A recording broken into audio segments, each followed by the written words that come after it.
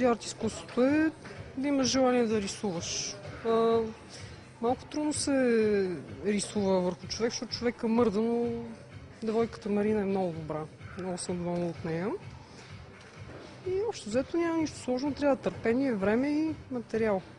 Връзката между боди арт изкуството, рисуването на голи тела и модата. И всичко се прави в името на красотата.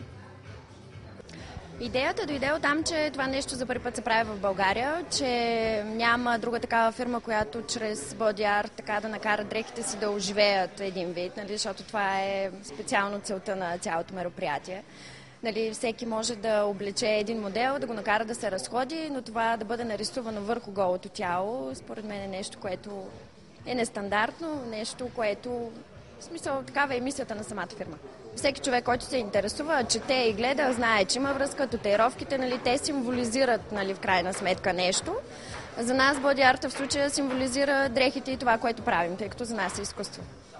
Боди арт е възникнал преди много време, още в древността. Има ли нещо свързано с племената, които са се изрисували и по какъв начин се е променил заедно с модните тенденции с години?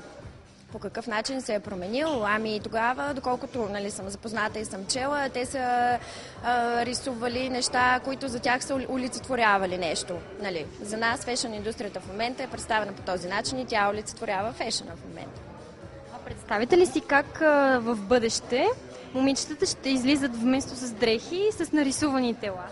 Ами да, защо не, стига да бъдат достатъчно разкрепостени за това, нали, тъй като не всеки е така широко изкорен и отворен за такъв вид начинания.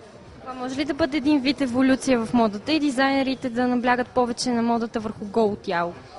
Ами, възможно да, но в крайна сметка, нали, всички ходим облечени, така че рисунките трудно, нали, така се и продават в крайна сметка. А какви са тенденциите за това лято? Ами, за това лято тенденциите са цветове, нали, преди всичко да са пъстри, да са свежи.